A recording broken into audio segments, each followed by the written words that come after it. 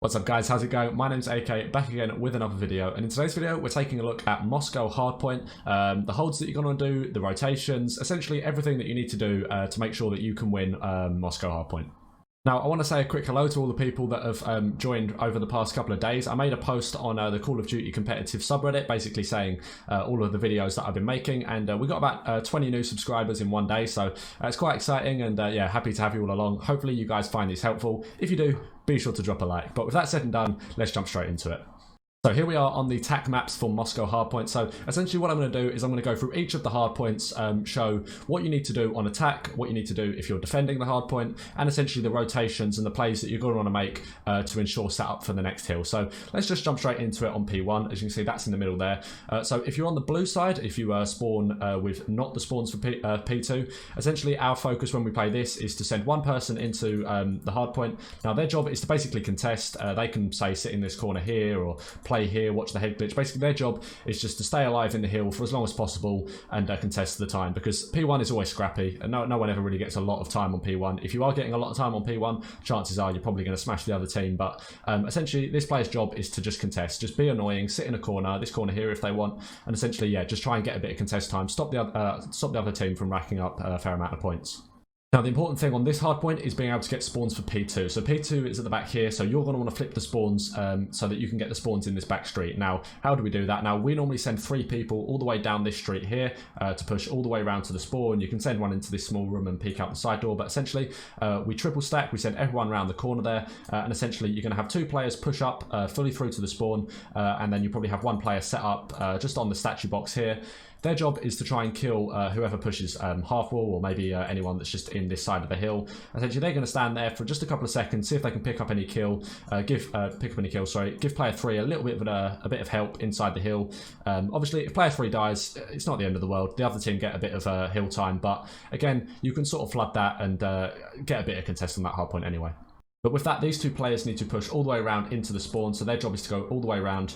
Maybe one can push in there, one can hit the far back, maybe get set up in the top window. And essentially their job is to flip the spawns. Now, if you're playing against a good team, they'll expect that some players are going to try and flip the spawns, so they might have some players set up in this building here, or maybe sitting watching the window or something like that. So just be aware of that, make sure to kill them. If they're not a very good team, chances are they're probably just going to straight stack the hill, try and get hill time off that, and then end up giving up the spawns for the next rotation. So just keep that in mind, and make sure on P1 you're sending players around the back to try and get those spawns.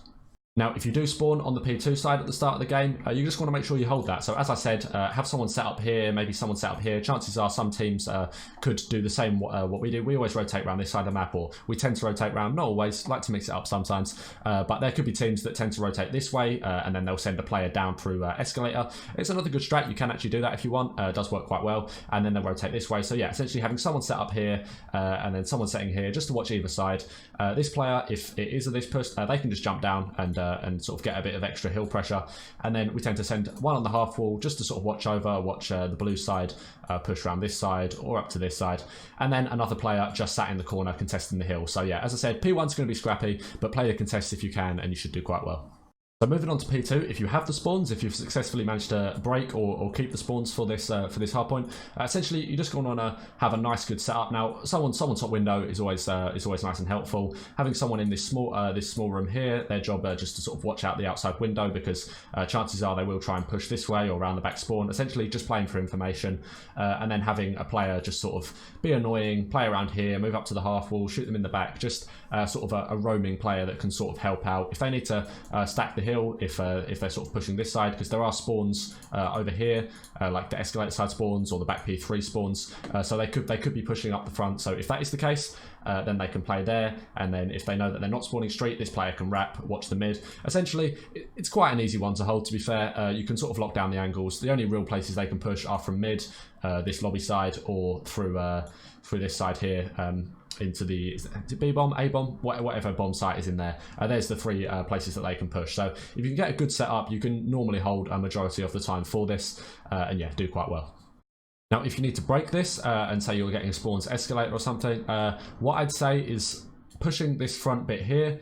It's quite easy. It's quite a good choke point for them, essentially, just to be able to kill you. Unless you've got smokes. Smokes are a good way to break it, but with the recent EU like amateur scene GAs. Smokes aren't allowed in respawn at the moment. I hope that gets overturned. I know they're a bit broken, but there's some hills like this that are very helpful to break with smokes, but depending on when this is being recorded, you may or may not be able to use smokes. So yeah, if you can push the front, that works okay. Obviously they will have trophies in, so you've got to try and kill them, but if not, I'd always push as a team, and I'd either push straight through mid, try and break this as a team. A 4 push is always going to be more efficient than 1 at a time. If you push 1 at a time, you're probably just going to get killed 1 by 1, picked off, and you're never really going to be able to make the break to get the time. So either 4 push through mid or 4 push around the spawn and try and break the spawn, get the spawns in the back, and then break the hill from there. But yeah, this is one, it's going to take a while to break this hardpoint. It's not a quick break unless you had, say, control of P1 and can quickly push through and do that. But yeah, it's a hard one. It's good to get set up. This is why on P1 it's so important to get set up for P2, just because having those power positions, the up top of the house there at the back, and just set up in the hill really is quite important. So yeah, try and make sure you can get P2 spawns while the P1 hill is still active. Now once again, similar to P2, P3 is a good hill that you can get quite a bit of time on if you know how to play it properly. So with I don't know, 25, 20 seconds, something like that, you want to start having your players wrap around this side of the map, or if you managed to flip, or they've managed to flip the spawns quite late towards the end of the hill, so say there's 20 seconds left on the hill, and then suddenly the blue team starts spawning here, you will most likely start spawning escalators. There's quite a few spawns up here, so just use that, just push back, get a nice setup, make sure that you have someone set up in the back spawn here. The spawns are very important for holding this hill. If you don't, you'll get flooded out just because of how easy it is for them to hold. It's similar to control. If you've seen my Moscow control video, you'll know I say don't push the front. If you push the front, there'll be 1 player set up back here with their ARs, maybe 1 in the L wall, 1 in the hill, something like that. It's hard to break. Again, especially if there's no smokes, there's not really much chance you're going to be able to break it from the front. So this hill is broken from the spawns, and also it's held from the spawns. So yeah, if you can have a nice setup in the back, maybe 1 player in here, or you only really need 1 in hill, unlike control where stacking it is quite a good thing because it increases the capture speed. There's no bonus points for having more than 1 player in the hill, so you only need 1, and yeah, have the other setup in the power positions to hopefully try and hold the spawns, because any good team won't flood the front, because that, again, without smokes especially, is kind of hard to do. Now, if you are breaking it, the other team has control. Again, similar to what I said on the control video, you just want to flood the back, because, as I said, flooding the front is very hard to do. But if you can send all your players round the back, kill them in the back, watch out, they do like to hide in the back. There's quite a few little spots that they can check, or they can sit on as head glitches. But if you can flood the back and get spawns in the back, again, it makes it a lot easier to hold the hill, simply because you will then have the choke point as they try and push the front of the hill or round through the gold, or essentially, yeah, you get a nice good control of the third hard point. Now, on rotation to P4 from P3, if you can still hold the spawns at the back here, that's quite beneficial, because for P4 you do actually start getting some spawns in this building here, which give you nice quick access to the hill. So yeah, it's good spawns if you can keep them on this side. But essentially, as you're wrapping, we always like to send 1 person into this building here, just to sit by the window, sort of jump through is here, and then you've got the run up from the outside window there. Just sit in a corner in here, and essentially their job is to watch anything that might push the small window, or anyone that jumps through the window. They can pick them up sitting in the middle there, so it's quite a nice little spot to play inside there. They can also watch the gold doors if they push through mid and through gold, or call out if they push straight through to the spawn. So have someone set up in there, that's quite good. Again, 1 in the hill, they can actually sit in the window. They won't have to watch that because player 3 has that locked down, and again, if they die from that, they can call that out, they can turn and hopefully pick up that kill. But yeah, then you're just going to want someone in bus watching the front.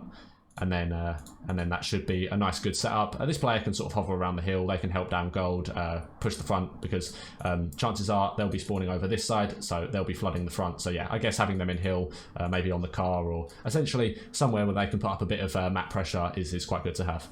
So yeah, the basics for defending this is make sure you keep the spawns here, have player 3 obviously cool if anyone does hit the back. Now, I highly doubt anyone for this would do a full wrap round here. I mean, there's a chance they could, I doubt it, just because by the time they've done a full wrap round there from likely spawning over here, yeah, there's probably not going to be much time worth fighting for on the rest of the hill before it's a wrap back to P1. Now, if you are trying to break P4, what strats can you do? Well, there's a few that we like to do that work quite well. So having an AR set up on this outer car here just gives you a bit of map pressure. They can shoot down. I know this sounds weird and it's maybe not the most conventional strat, but this is a very long line of sight. So if you have someone that is good with a sniper, they can actually sit back here with a sniper. They can pick the players out of the hill, especially out of the back bus. This is a very sort of power position, and being able to clear them out of the back bus, even if it does mean sacrificing, I guess, a player to have a sniper, that's fine, because with all the kills that you're picking up, chances are they can probably pick up a gun at some point. So if they do respawn and they're good with a sniper, be sure to throw it on. There's a few cases of people using snipers in respawn. Again, not a particularly meta strat, but if you do want to try it, it can be quite nice. But other than that, you're going to want your subs to essentially push through this window here or through the mid gold, and you're going to want to break it from the side, either through sort of here or through the gold. Sorry, that's messed that one up there. Or just through here, and yeah, try and break through the window and clear the hill from the side. And depending on how long the hill has been active, if you can, try and flip the spawn so you get your spawns in the back here. But if there's only 20 seconds or so, you don't actually want to do that, simply because you're going to want to try and keep the spawns for P2. So if there's, say, 30 seconds left on there, don't bother trying to flip the spawns. You're going to want to keep the spawns over here, because that will mean that when P1 becomes active, you keep the spawns back here for P2. So that will help with the second rotation when you come to P2. So that's about it for today's strat video on Moscow Hardpoint. Hopefully you guys found some of these helpful. Now, there are a lot of strategies you can do. If there's anything that you find works really well, drop it in the comments below. I'm sure everyone watching the video will want to know what you're talking about. But yeah, this is my suggestions and just things that have worked well for our team. So hopefully you guys find them helpful, and hopefully they work for you too. So that's about it for today's video. Hopefully you guys enjoyed. If you did, be sure to smash the like button, and also subscribe while you're there. I'll have ones coming for all of the other Hardpoint maps in the next week or so, and then of course all of the new maps for Season 1. If any of them are competitively viable or are thrown in the rotation, I'm expecting Raid probably will, and maybe a few of the others. I'll make sure to make catch-up videos on the bomb spots, the S&D strats, Control if it is, all the Hardpoint. I'll add them sort of as and when they come about. So yeah, stay tuned for them. Thanks a lot for watching. Hopefully you guys enjoyed, and I'll see you all soon. Have a good one.